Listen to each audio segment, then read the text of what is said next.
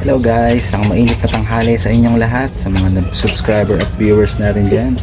Andito ulit tayo ngayon sa Babuyan and day 4 na guys ng pag-aalaga natin ng baboy. Ito sila, papakita ko sa inyo. Ganadong ganado sila guys kasi pinainom natin sila ng tubig. Ayan, pinakain na din natin sila. Ayan. Ganyan naman guys, 4 days pa lang. Lalaki na lalagad. Basta nasa tamang pag-aalaga lang yan guys.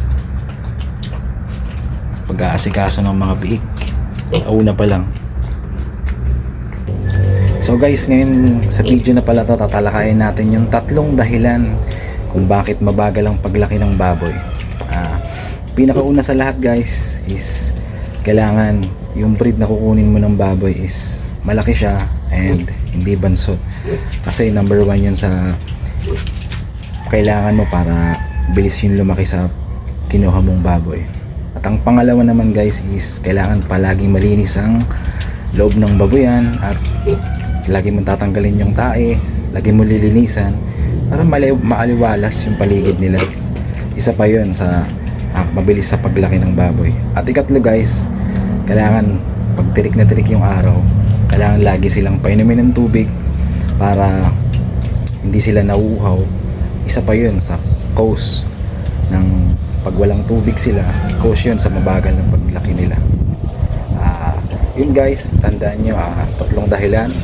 Una, yung breed ng baboy na kukunin nyo, kailangan malaki yun. Pangalawa, yung kulungan nila kailangan palaging malinis at walang tae, kailangan yung lilinisin yung dumi at yung ihi nila. At ikatlo, kailangan palagi silang may tubig na maiinom sa lagayan nila. Kasi kapag yung 3 guys na yun lagi nyong ginagawa, asahan nyo guys na laging yung mga aalagaan yung baboy palagi ang malalaki, matataba at malulusog at swak sa timbang pagka binenta nyo. Kasi guys, sa pag-aalaga ko ng mga baboy, yun ang ginagawa ko palagi. Turo pa sa akin yun ng lola ko. Kailangan daw yun ang gagawin palagi para mabilis lumaki yung baboy. Tulad ng ginagawa ko guys, eto sila, tingnan nyo. Yan. Tingnan nyo yung loob ng kulungan, wala silang kadumi-dumi kasi nilinis na natin. At eto sila oh. Kita nyo naman, 4 days pa lang. Ang lalaki na nila oh. Pinainom na rin natin sila ng tubig. Ayun, ubos na oh.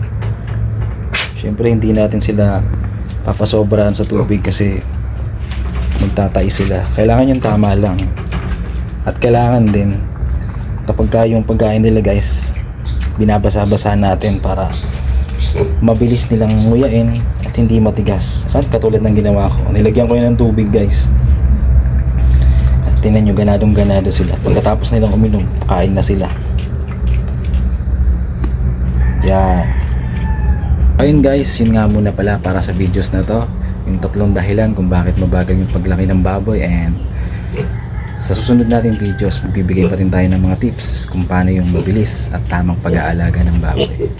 At sa mga subscriber o viewers natin dyan, please huwag niyong kalimutan mag-like and share. And yun lang, thank you.